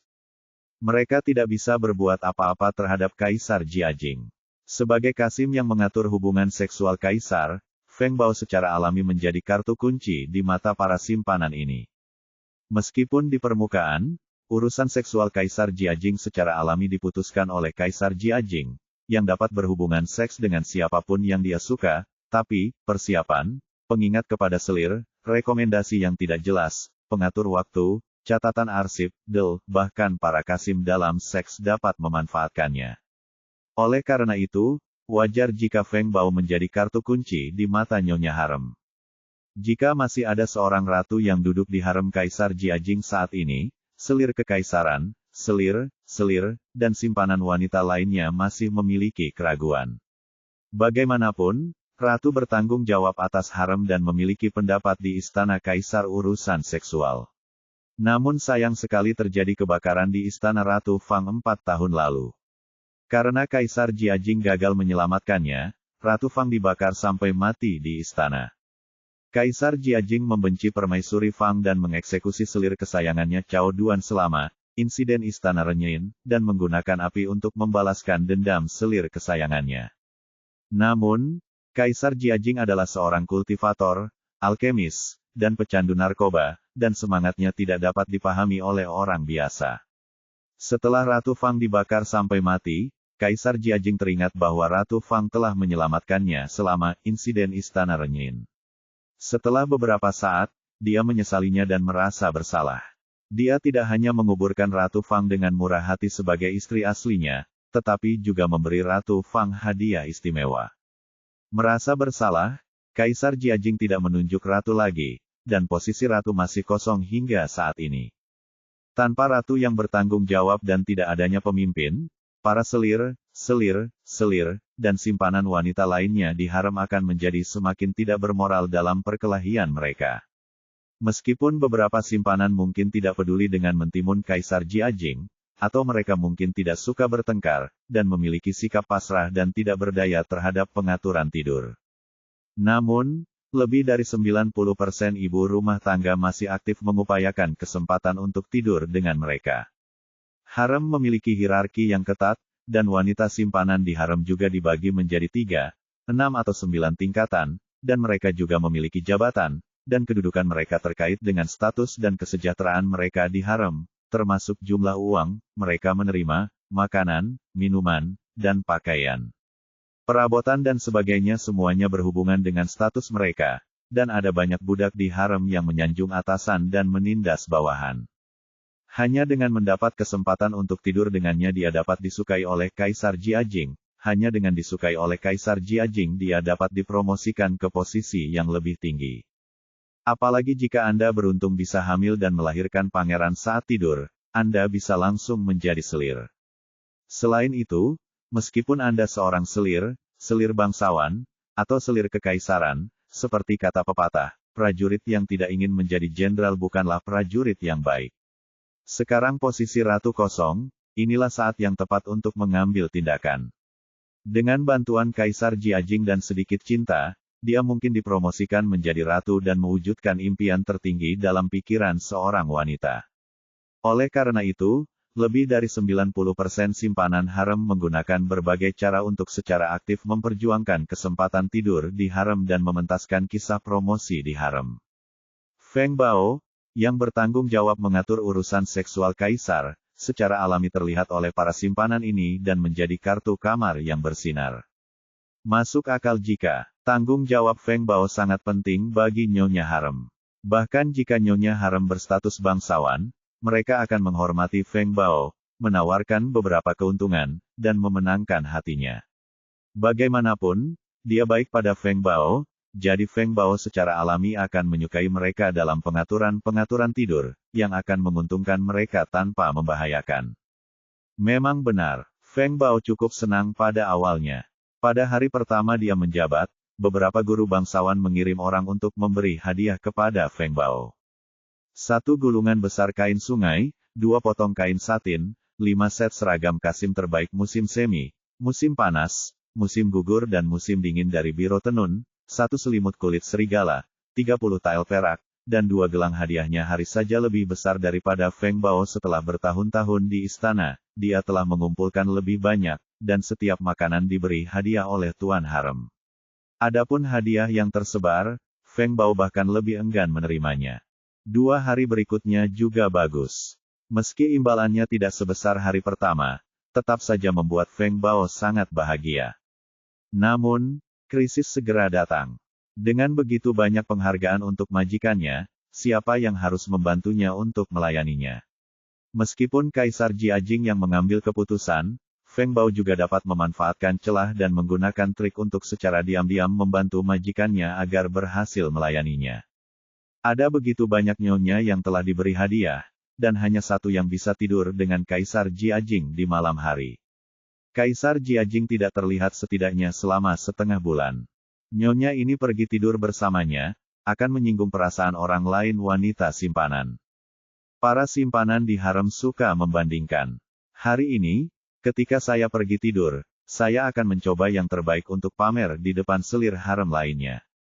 Saya akan memamerkan gelang atau liontin yang diberikan oleh Kaisar Jiajing, tapi dia mencobanya yang terbaik adalah bersikap seperti monster di depan selir lain, melampiaskan amarah yang dideritanya di depan selir lain sebelumnya, dan membuat mereka marah.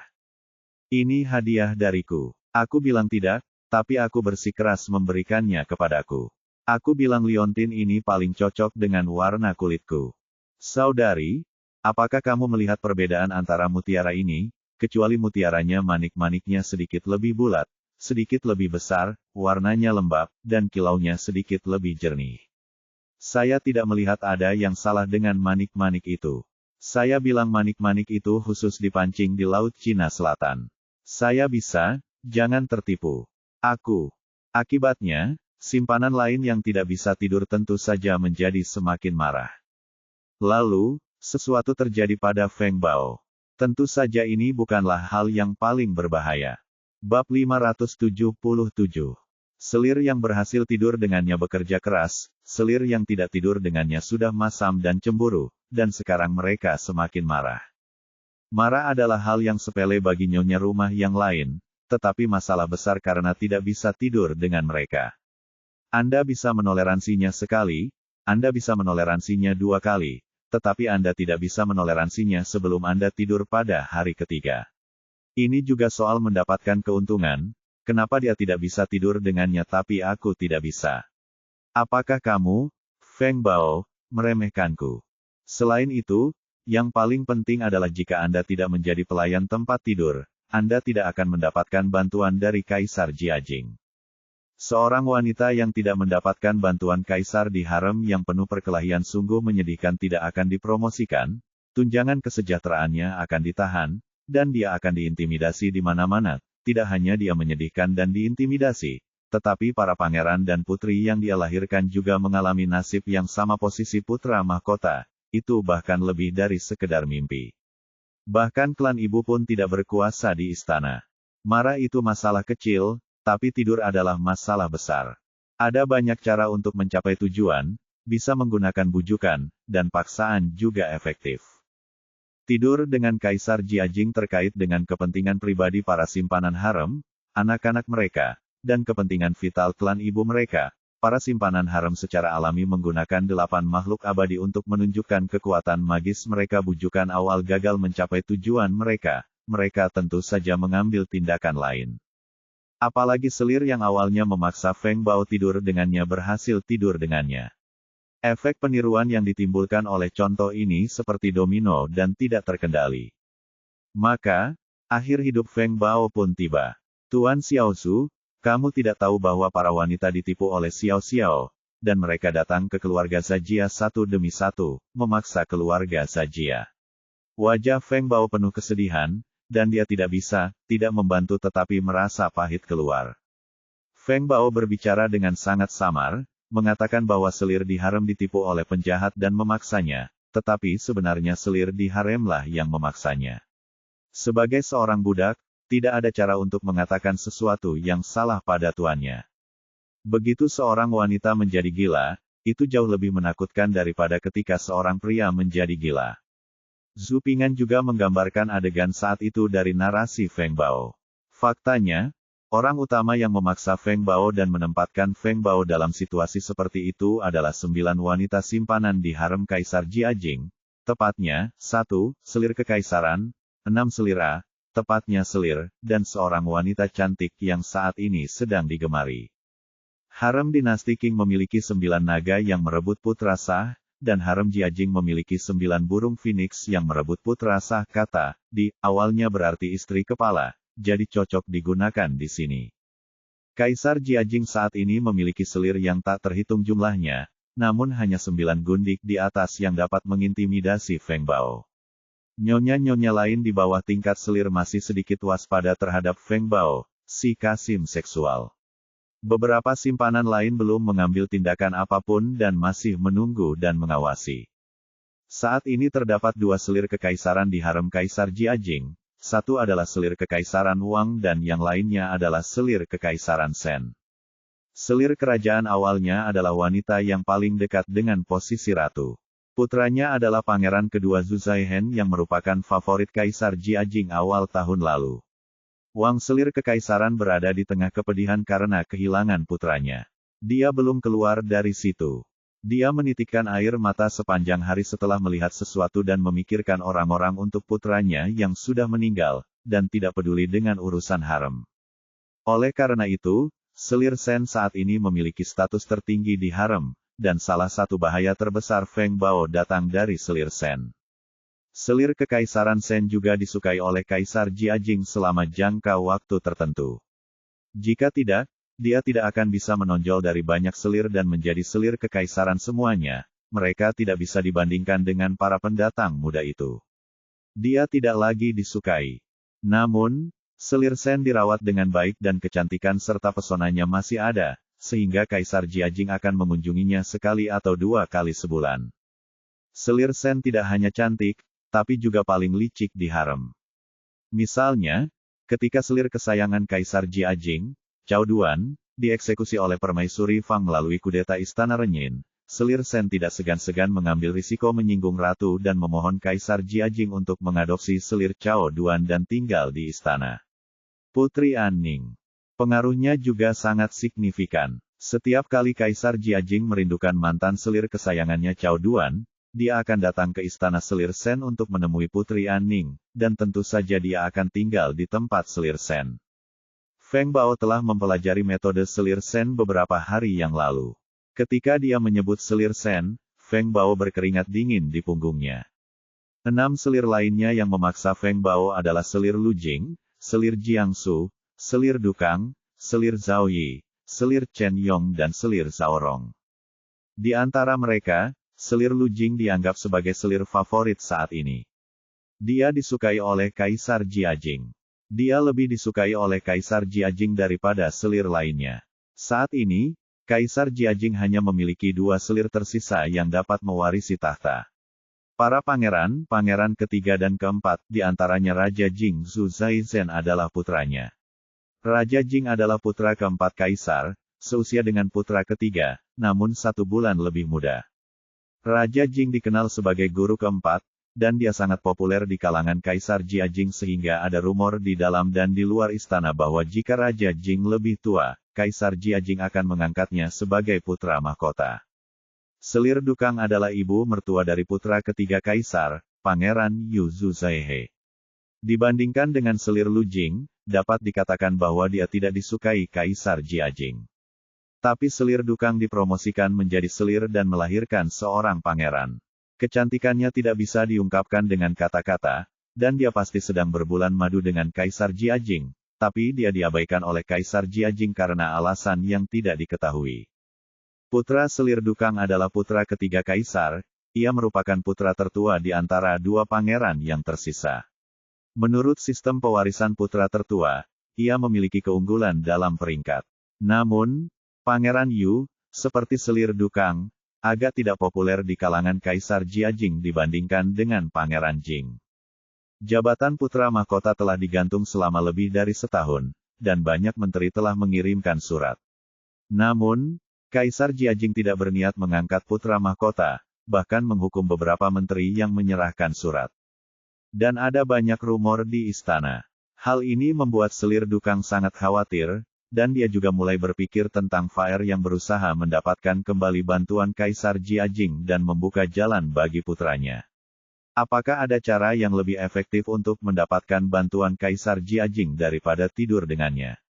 Keduanya adalah ibu kandung sang pangeran. Jika mereka disukai, kemungkinan putra mereka menjadi pangeran akan sangat meningkat.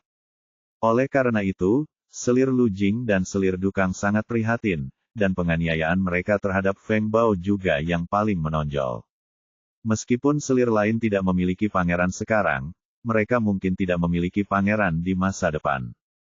Kaisar Jiajing baru berusia 40-an saat ini, dan tubuhnya terlihat kuat bahkan di musim dingin. Dia tidak terlalu kedinginan meskipun dia memakai single coat mengonsumsi narkoba kembali. Sekarang dia berada di tempat tidur, disayangi, dan telah melahirkan seorang pangeran. Ketika Kaisar Jiajing sudah tua, sang pangeran baru saja tumbuh dewasa, dan dia memiliki peluang bagus untuk menjadi seorang pangeran. Oleh karena itu, selir lainnya pun memaksa Feng Bao untuk tidur dengannya. Selir mengacu pada Li Jingbin tidak dipilih ke istana melalui seleksi, tetapi oleh ayahnya Li Gongchen, seorang pengusaha kaya. Dia pergi ke Departemen Urusan Umum dan mengatakan bahwa putrinya sempurna dan cantik, dan dia memang cantik memenuhi syarat untuk menjadi selir. Departemen Urusan Umum melapor ke Kementerian Ritus, dan Kementerian Ritus melapor kepada Kaisar Jiajing. Kaisar Jiajing memerintahkan ayah dan putrinya untuk datang ke Beijing. Li Gongchen sangat gembira dan segera membawa Li Jingbin langsung ke ibu kota. Ketika dia sudah mendekati ibu kota, Li Jingbin membujuk ayahnya untuk menghentikan mobilnya dan tinggal di sana selama beberapa hari melakukan upacara pinggiran kota. Ketika Kaisar Jiajing sedang melakukan upacara di pedesaan, dia mendengar seorang pejabat dari Kementerian Ritus melaporkan bahwa keluarga Li dan putrinya telah tiba di ibu kota. Setelah mendengar ini, Kaisar Jiajing berkata, ketika seorang wanita datang ke ibu kota, ini saat yang tepat untuk menikmati pedesaan. Ini pertanda mekarnya bunga plum yang tinggi. Ia mengeluarkan dekret bahwa ia tidak lagi harus mencalonkan diri dan bisa langsung masuk istana. Ketika Li Jingbin memasuki istana, dia menjadi pusat perhatian. Ayahnya, Li Gongchen, langsung dianugerahi gelar Rumah Tangga 1000 kelas 5, dan bisa memasuki istana dan mengadakan jamuan makan di kuil Guanglu juga diberikan gelar Qianhu pangkat kelima, pada tahun berikutnya. Keluarga Li sangat bersemangat, berharap Li Jingbin akan disukai dan dipromosikan ke tahta dan melahirkan seorang pangeran dan menjadi putra mahkota, dan seluruh keluarga akan mencapai puncak kehidupan. Namun sayangnya, setelah Li Jingbin dipromosikan menjadi selir, bantuan Kaisar Jiajing berangsur-angsur berkurang. Tetapi pada awal tahun ini, saudara laki-laki Li Jingbin meniru ayahnya dan mengirim adik perempuan Li Jingbin ke istana. Kedua saudara perempuan itu melayani Kaisar Jiajing bersama-sama, dan mereka adalah saudara perempuan. Oleh karena itu, Li Jingbin juga ingin mengambil kesempatan ini untuk memenangkan hati Kaisar Jiajing. Dia dulu melakukan lebih banyak hal untuk Feng Bao daripada selirnya, tetapi dia tidak bisa tidur dengannya selama setengah bulan terakhir perlu mengatakan lebih banyak kepada Feng Bao. Bab 578. Di harem, permaisuri adalah peringkat pertama, selir kekaisaran adalah peringkat pertama, selir bangsawan adalah peringkat pertama, dan selir adalah peringkat kedua peringkat ke-11. Selir dan selir kekaisaran yang disebutkan di atas yang disebutkan oleh Feng Baogang semuanya adalah penguasa istana pertama di harem. Adalah normal untuk memaksa Feng Bao, tetapi bagaimana Sang Meiren bisa memaksa Feng Bao sedemikian rupa? Tuan Sang, melihat Zhu Ping'an sedikit bingung, Feng Bao dengan hati-hati mengamati sekeliling lagi. Hanya ketika dia yakin tidak ada orang di sana, dia membisikkan rahasia istana kepada Zhu Ping'an. Tidak ada rahasia yang tersembunyi di harem, dan kesuksesan Sang Mei bukanlah rahasia. Hampir semua orang di harem mengetahuinya, jika tidak, Feng Bao tidak akan berani memberitahu Zhu Ping'an. Feng Bao hanya berhati-hati. Tuan Sang kira-kira seumuran dengan Tuan Xiaosu, 1 tahun lebih muda, dari Gyeonggi, kata Feng Bao lembut. Si cantik ini bukan gadis muda, dia juga seorang loli. Mendengar ini, Zhu Ping'an tidak bisa menahan batuk. Beberapa gambaran tidak harmonis muncul di benaknya, beberapa bahkan lebih gila daripada larangan ke-18, 13 pengantin dan 40 pria, seekor sapi tua menghancurkan begonia. Kaisar Jiajing benar-benar boneka berjalan, bahkan mampu membunuh anak di bawah umur. Tuan Xiaosu, ada apa denganmu? Feng Bao memandang Zhu Ping'an dengan bingung. Zhu Ping'an menahan batuknya dan melambaikan tangannya, memberi isyarat kepada Feng Bao untuk melanjutkan. Melalui narasi Feng Bao, Zhu Ping'an menemukan bahwa Sang Meiren muda ini juga seorang monster. Pikiran dan keterampilannya jelas merupakan salah satu dari sedikit yang berdiri di puncak harem. Sang Meiren berusia 13 tahun dan berasal dari provinsi Gyeonggi. Dia memasuki istana 3 tahun lalu. Tahun ini dia sudah menjadi wanita yang paling disukai di harem oleh Kaisar Jiajing pada saat itu. Sang Meiren lahir di keluarga petani miskin di provinsi Gyeonggi. Keluarganya bahkan tidak memiliki cukup makanan dan pakaian. Dia bisa masuk istana karena Kaisar Jiajing membutuhkan seorang gadis muda Tiankui untuk membuat ramuan darah menstruasi dari masa menstruasi seorang gadis. Untuk memenuhi kebutuhan pemurnian ramuan, Kaisar Jiajing perintah tersebut bertujuan untuk memilih perawan berusia 10 hingga 13 tahun dari wilayah Gyeonggi untuk memasuki istana. Sang Meiren yang berusia 10 tahun memasuki istana bersama dengan 300 perawan, dan dibesarkan di istana tanpa alasan. Mereka berdua adalah pelayan istana dan dukun, dan bahkan lebih rendah dari pelayan istana. Selain bekerja sebagai pelayan istana, mereka juga harus bekerja sebagai dukun. Kaisar Jiajing tidak hanya perlu menggunakan geraniumnya untuk memurnikan ramuan, tetapi untuk mencari keabadian, Kaisar Jiajing juga harus menjadi abadi dengan bernafas. Angin dan minum embun. Ketika Anda bangun pagi-pagi, Anda harus minum nektar dan berlatih. Ini adalah metode budidaya yang diajarkan oleh Tao Tianxi kepada Kaisar Jiajing. Nektar jatuh dari langit dan menyerap esensi matahari dan bulan. Jika dipraktekkan dengan metode unik yaitu menyerap angin dan meminum embun, maka dapat bertahan lama kehidupan. Tugas mengumpulkan embun secara alami jatuh pada dukun perawan seperti Sang Meiren. Setiap pagi setelah tengah malam, Sang Meiren dan yang lainnya bangun pagi-pagi, dan mereka akan menggunakan botol giok untuk mengumpulkan embun di Taman Kekaisaran. Setelah mengumpulkan embun, mereka masih harus membersihkan altar sebagai pelayan istana, bergabung dengan Si Yuan, dan melakukan semua yang harus dilakukan oleh pelayan istana. Selain itu, Anda perlu meminum beberapa ramuan untuk merangsang Tiankui. Pekerjaan berat dan kehancuran perbudakan telah menyebabkan sejumlah besar wanita istana seperti Sang Meiren jatuh sakit karena kelelahan mencapai nilai Tiankui. Merupakan suatu kemewahan bagi Sang Meiren dan yang lainnya untuk menjadi pelayan istana biasa. Jika mereka melanjutkan jalur ini, akan baik bagi Sang Meiren untuk menyelamatkan nyawa mereka di istana. Namun, Sang Meiren jelas tidak akan puas dengan hal ini. Aku bisa menggantikanku. Sama seperti Xiang Yu dan Liu Bang merasakan hal yang sama ketika mereka melihat Qin Shi Huang lewat. Setiap kali dia menyapu halaman dan melihat para wanita harem berjalan melewatinya dengan bangga dikelilingi oleh para wanita, Sang Meiren akan selalu meletakkan sapu di tangannya, melihat punggung para wanita, dan memberikan senyuman menawan. Tidak masalah jika dia berumur 13 tahun, para wanita di harem hanya beberapa tahun atau lebih dari 10 tahun lebih tua darinya. Peluang selalu menjadi milik mereka yang siap. Orang Sang Mei adalah orang seperti ini. Suatu hari di akhir musim semi atau awal musim panas tahun lalu, sebuah kesempatan datang bagi Sang Mei. Pada hari ini, Sang Meiren, bersama lebih dari selusin pelayan istana, harus dipilih untuk beribadah di Siyuan. Setelah membersihkan halaman, dia menunggu perintah di depan Kaisar Suci di Siyuan. Seperti biasa, Kaisar Jiajing mengerjakan pekerjaan rumahnya setelah membantu Zan di pagi hari. Setelah meninjau tugu peringatan di pagi hari, ia melanjutkan latihan di sore hari mengetuk bel di depannya dengan tangannya. Kaisar Jiajing melantunkan sutra dan membunyikan lonceng, dan berlatih hingga senja. Selir Lujing menghabiskan terlalu banyak energi tadi malam. Dia meninjau ratusan peringatan di pagi hari dan melantunkan sutra.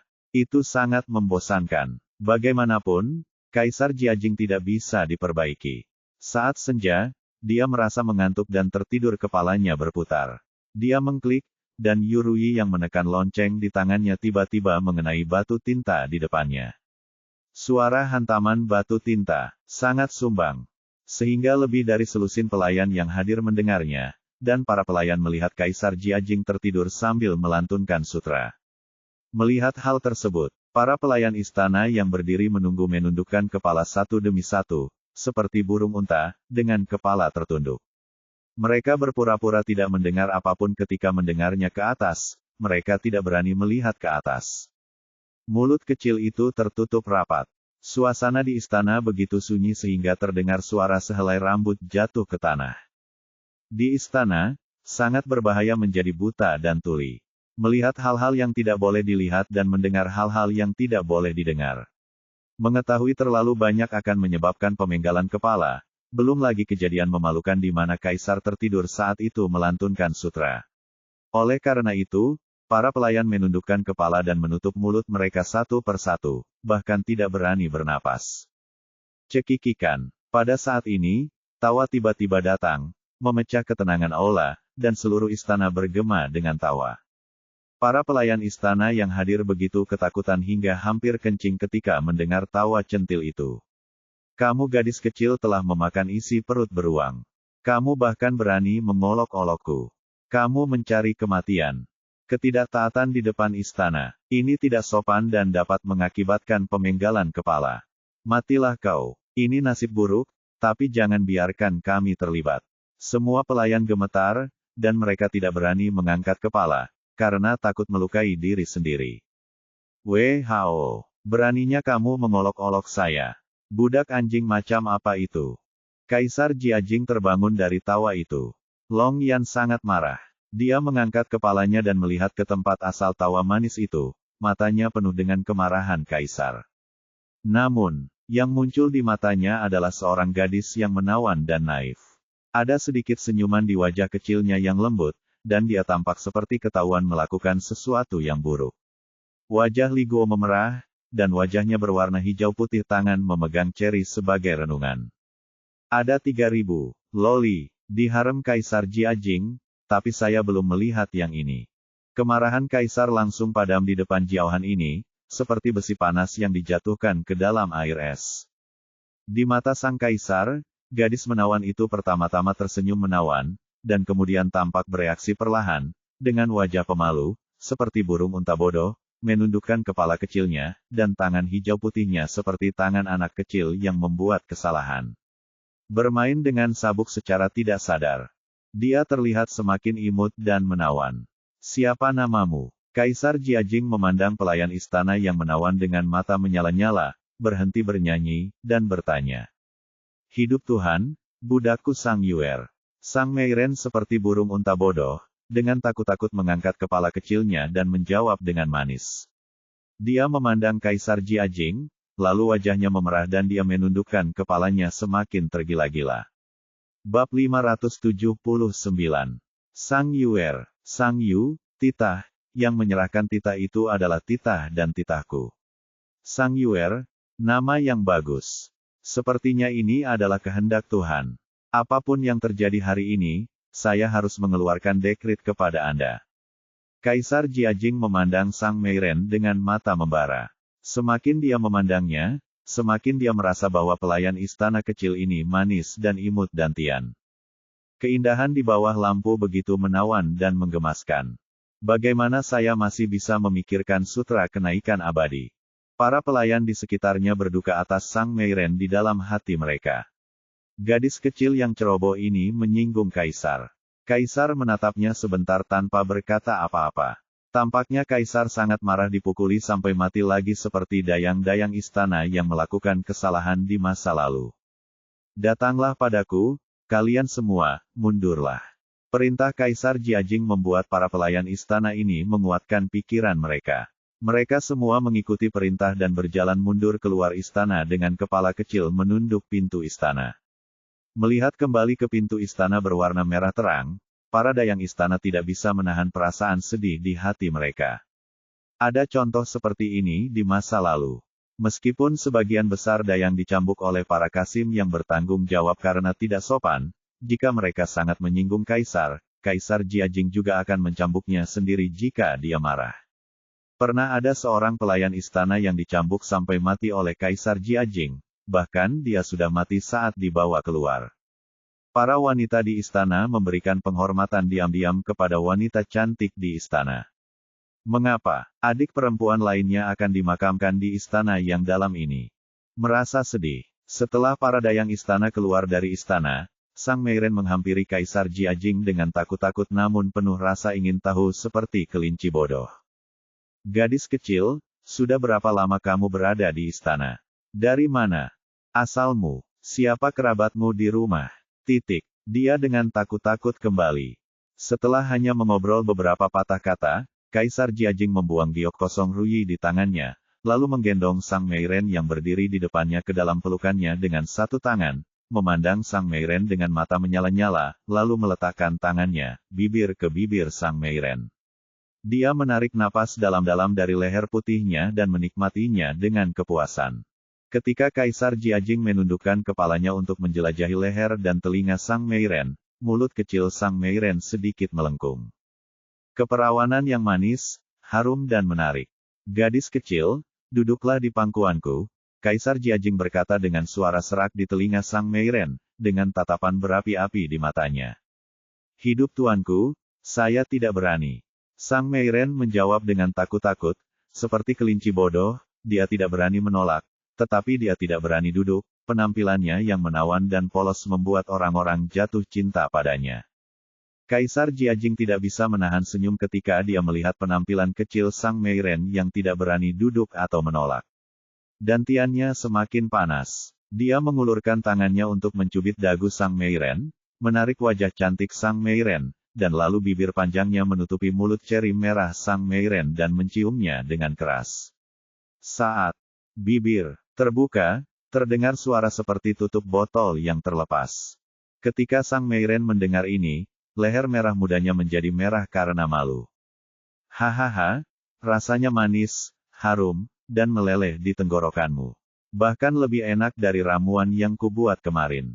Setelah ciuman, Kaisar Jiajing berkata sambil tersenyum puas. Hidup tuanku. Wajah cantik Sang Meiren semerah darah. Dia mencicit, berjuang untuk bangun, dan ingin melarikan diri dengan malu-malu. Kaisar Jiajing terbakar seperti api, jadi bagaimana dia bisa membiarkan Sang Meiren melarikan diri? Dia menangkap Sang Meiren dan kemudian membawa Sang Meiren ke meja. Dia meremukkan Sang Meiren di bawahnya dan menarik Sang Meiren. Gadis-gadis itu berpisah. Melepas pakaian tidak secepat merobeknya. Dalam sekejap, tanah ditutupi dengan potongan kain yang berantakan. Hidup tuan, tidak, pakaian Yuer robek semua. Jika bibi yang bertanggung jawab mengetahuinya, dia akan memarahi Yuer. Sang Yuer meronta dengan lembut. Aku akan memberimu yang lebih baik, kata Kaisar Jiajing sambil terus menggerakkan tangannya. Hidup Tuan. Sang Yuer menggigit lidah merah mudanya dan dengan takut-takut mendorong bahu tebal Kaisar Jiajing, tetapi ragu-ragu untuk berbicara.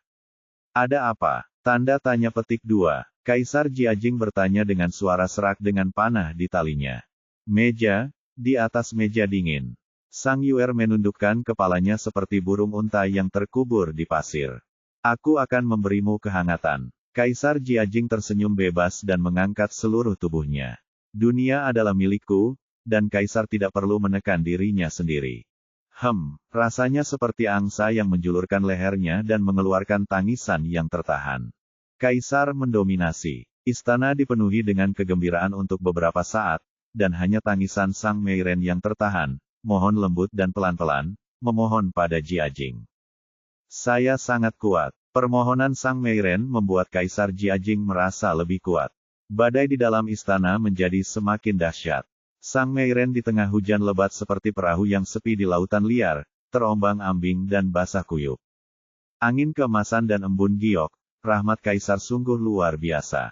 Setelah Sang Meiren terlatih-tatih keluar dari istana, dekret hadiah Kaisar Jiajing segera menimbulkan keributan di harem. Pada hari ketiga bulan Mei tahun ke-29 pemerintahan Jiajing, Li Chunfang, seorang sarjana Akademi Hanlin, dikirim ke keluarga Sang untuk diberikan gelar wanita cantik.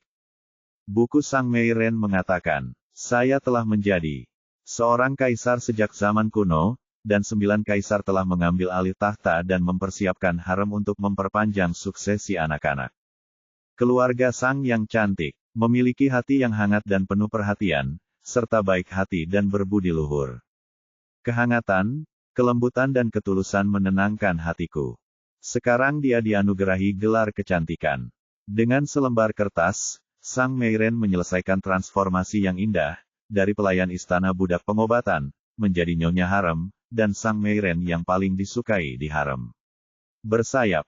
Sang Meiren, yang mengenakan pakaian indah, memandangi pelayan istana yang biasa menyapu halaman dengan embun pagi. Sekarang dia sangat terkejut hingga dia berlutut di tanah. Senyuman muncul di wajah cantiknya, dan dia menggerakkannya tangan kecil untuk mengungkapkan kebaikan, sama seperti sebelumnya. Orang dahulu berkata, mendampingi raja seperti menemani harimau. Orang dahulu juga mengatakan, anak sapi yang baru lahir tidak takut pada harimau. Sang Meiren yang menawan dan menawan adalah anak sapi yang baru lahir melepaskan sifatnya di depan Kaisar Jiajing dan tidak memedulikan Kaisar Jiajing. Sedikit takut, tetapi lebih penasaran dan lucu, Kaisar Jiajing yang terinfeksi tampak jauh lebih muda dan sembrono. Sang Yuer yang unik dan menawan di harem segera menjadi selir favorit Kaisar Jiajing, Sang Meiren. Jadi Jiu Feng mengambil alih tahta. Feng Bao, seorang kasim seksual yang terperangkap di antara sekelompok wanita simpanan, memulai kehidupan yang sulit.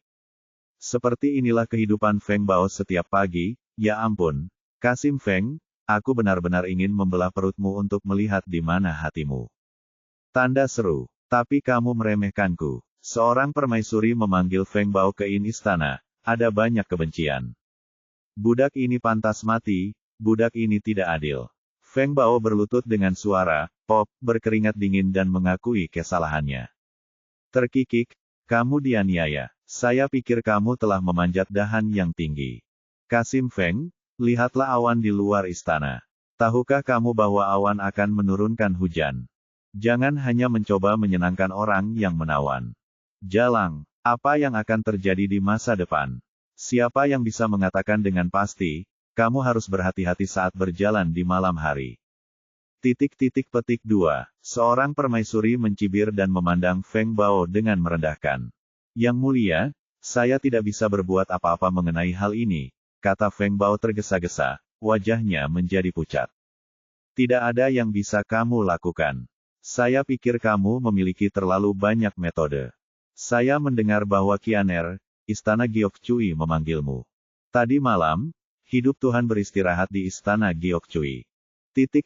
Saya tidak peduli padamu hari ini.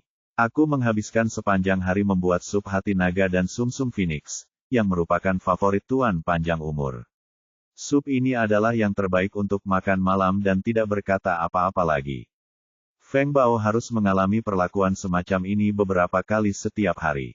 9 wanita terkuat di harem memiliki 10.000 cara untuk membunuhnya, dan dia tidak dapat melarikan diri dari satu pun dari mereka. Bab 580. Sebenarnya lebih dari itu. Tuanku Xiaozu, kamu tidak tahu penderitaan keluarga Sa. Setelah Feng Bao selesai menceritakan penderitaan selirnya, wajahnya masih terlihat sedih, seolah masih ada pisau yang tergantung di atasnya kepalanya yang bisa menusuknya kapan saja. Pedang yang mematahkan kepalanya. Oh, Zhu Ping'an memandang Feng Bao, menunggu Feng Bao menjelaskan semuanya. Kultivasi Roh Kudus berada pada titik kritis. Saya berharap saya dapat membagi setiap momen menjadi 2 dan mempelajari cara kultivasi siang dan malam. Demi negara, dan kelanjutan garis keturunan bangsawan, yang suci roh melakukan ritual pemujaan pada matahari. Namun, Roh Kudus mencoba membuang waktu dan menundanya. Latihan. Feng Bao mempertimbangkan kata-katanya dan mengungkapkan kekhawatiran lainnya. Feng Bao mengatakannya dengan sangat samar, tapi bagaimana mungkin Zhu Ping'an tidak memahaminya. Sederhananya, Kaisar Jiajing, Kaisar Boneka Berjalan, adalah seorang bejat. Dia ingin mengunjungi selirnya setiap hari untuk merasa nyaman, tetapi dia merasa tidur di harem terlalu memakan waktu dan menunda waktu kultivasinya. Karena Anda berpikir berhubungan seks menyita waktu kultivasi Anda, maka berhentilah berhubungan seks. Tapi itu tidak mungkin. Kaisar Jiajing berkultivasi menjadi abadi hanya untuk menikmati hak dan wanita selama ratusan ribu tahun. Jika dia tidak berhubungan seks, betapa menyenangkannya menjadi abadi. Setelah Feng Bao selesai berbicara, wajahnya terlihat putus asa. Dalam pandangan Feng Bao, ini adalah hal yang kontradiktif. Dia ingin berhubungan seks pada saat yang sama, tetapi dia juga berpikir itu memakan waktu semua hal yang baik. Bagaimana ini bisa terjadi? Apakah kamu memiliki penderitaan lain, ayah mertua? Zhu Ping'an bertanya dengan bibir sedikit terangkat setelah mendengar ini. Ah! Feng Bao tertegun sejenak, lalu menunjuk ke arah Zhu Ping'an. Tangannya gemetar, dan dia tampak melontarkan kepahitan ketika dia berbicara. Tuanku Xiaozu, penderitaan beberapa ini saja sudah cukup untuk Zejia keluarga untuk mencuci lehernya dan menunggu mereka disetubuhi. Saya telah menebangnya 10 atau 8 kali. Anda tidak mengetahuinya. Setiap malam, keluarga Za ingin mencari pohon dengan leher bengkok dan memotongnya. Dengan cara ini setidaknya penderitaan mereka dapat berkurang dan tubuh mereka tetap utuh. Feng Bao Jue kehidupan penjaranya berada dalam kegelapan, tanpa harapan sama sekali. Sepertinya dia akan dibunuh kapan saja, dan dia gemetar karenanya, ketakutan setiap hari dan setiap malam. Hidup dalam ketakutan seperti ini, sulit untuk menemukan seseorang untuk diajak bicara, tapi bagaimanapun juga, itu bukan urusan mereka sendiri, dan mereka masih bisa mengucapkan kata-kata yang tidak berbahaya seperti, ayah mertua saya mempunyai penderitaan lain. Rasa sakit ini cukup membuatku mati 10 kali. Tidak cukup. Bukankah itu cukup? Jari-jari Feng Bao yang terulur gemetar, bertanya-tanya apakah Zhu Ping'an layak dijadikan teman. Melihat penampilan Feng Bao, lekukan sudut bibir Zhu Ping'an menjadi lebih lebar. Tuan Xiaozu, kamu. Feng Bao melihat kelekukan sudut mulut Zhu Ping'an dan menjadi sedikit marah, dan dia menarik napas berat. Hehehe, tenang Kasim Feng. Melihat ini, Zhu Ping'an tidak bisa menahan tawa. Kamu, Tuan Xiaozu, kamu, hei. Keluarga Za telah salah menilai orang yang salah. Feng Bao menunjuk ke arah Zhu Ping'an dan mengkliknya beberapa kali, lalu menghentakkan kakinya sambil menghela nafas turun, suaranya meninggi beberapa derajat, alisnya terangkat, wajahnya memerah, dan dia merasa seperti jatuh ke dalam panci panas dan udangnya terlalu matang. Tenang, cobalah atas nama Anda, Tuanku Xiaozu, cobalah dari sudut pandang keluarga Sa dan lihat betapa tenangnya Anda. Mudah saja, melihat Feng Bao tampak seperti akan meledak, Zhu Ping'an mengulurkan tangan untuk menutup mulutnya, terbatuk, dan perlahan berhenti di depan mata Feng Bao yang hampir menyala-nyala 4 kata dari sela-sela jarinya. Ini mudah. ... Tuanku Xiaozu, Anda. Feng Bao masih tenggelam dalam kelambanan amarah tadi, mengulangi kata-kata Zhu Ping'an, dan kemudian bersiap untuk melampiaskan emosi kecewanya seperti sebelumnya. Namun, setelah mengulanginya itu, Feng Bao tertegun, seolah-olah dia telah diberi mantra penahan, suaranya berhenti, dan ekspresinya menjadi kaku. Tunggu, apa yang baru saja dikatakan Tuan Xiao Zhu? Ini Yi. Tanda seru. Feng Bao bereaksi seolah-olah dia disambar petir. Dia datang dan menatap Zhu Ping'an dengan ekspresi tidak percaya di wajahnya. Meskipun dia berharap apa yang dikatakan Zhu Ping'an itu benar, rasionalitasnya mengatakan kepadanya bahwa ini tidak mungkin. Latihan, itu semua adalah dilema yang tidak dapat diselesaikan. Feng Bao bertanya pada dirinya sendiri bahwa dia juga orang yang cerdas, jika tidak, dia tidak akan berada dalam posisinya saat ini. Tapi sudah lebih dari setengah bulan sejak dia menghadapi dilema ini, setiap saat semua memikirkan solusi, tetapi mereka tidak dapat memikirkan solusi selama lebih dari 10 hari, bahkan tidak ada petunjuk. Sekarang Tuan Xiao Zhu hanya mendengarkan dirinya sendiri sebentar dan berkata, bagaimana ini? Bagaimana mungkin memikirkan solusi dalam waktu sesingkat itu? Bahkan jika Zhuge masih hidup, mustahil baginya untuk memikirkan solusi secepat itu. Tidak bisa lagi menahan pukulan kekecewaan, lebih baik putus asa. Tuan Xiao Zhu, kamu tidak membujuk keluarga Sa. .. 2. Feng Bao memandang Zhu Ping'an dengan curiga. Zhu Ping'an sedikit mengangkat sudut bibirnya dan menggelengkan kepalanya. Matahari menyinari wajahnya. Dia tidak tampan secara umum, tetapi matanya memancarkan kepercayaan diri. Tampaknya kesulitan besar hanyalah sepotong kue di matanya. Hanya sebuah dis. Bagaimana mungkin? Mata Feng Bao membelalak kaget, dan tanpa sadar dia menyangkalnya. Apa? Kasim Feng, kamu ingin aku membujukmu? Zhu Ping'an tersenyum tipis, memandang Feng Bao dan bercanda. Tidak, tentu saja Zajia berharap apa yang dikatakan Tuan Xiao Zhu benar, tetapi Zajia tahu bahwa masalah ini sama sekali tidak mudah. Feng Bao menggelengkan kepalanya dan berkata, saya tidak takut dengan lelucon Tuan Xiao Zhu. Keluarga Za telah memikirkan masalah ini setiap saat selama 10 hari terakhir, tetapi mereka masih bingung. Menghadapi pertanyaan Feng Bao, Zhu Ping'an tidak menjawab secara langsung. Sebaliknya, ia tersenyum dan melantunkan puisi dalam hati, dilihat dari samping, terdapat punggung bukit dan puncak, dengan ketinggian yang berbeda-beda dekat dan jauh. Saya tidak tahu wajah asli Gunung Lu, hanya karena saya berada di gunung ini. Feng Bao mendengar ini sambil berpikir, dan mengalihkan perhatiannya ke Zhu Ping'an. Seperti kata pepatah, para pengamat jelas, tetapi pihak berwenang bingung. Kasim Feng ada di tengah-tengah permainan, tapi terkadang dia tidak bisa melihat sejelas Ping'an, orang luar. Zhu Ping'an tersenyum tenang dan terus menjelaskan lebih lanjut, Tuan Xiao Zhu benar-benar punya cara. Jantung Feng Bao tiba-tiba berdebar kencang ketika mendengar hal itu, matanya membelalak kegirangan, dan tanpa sadar suaranya bergetar, seolah-olah orang yang tenggelam tiba-tiba melihat sedotan penyelamat. Bersambung.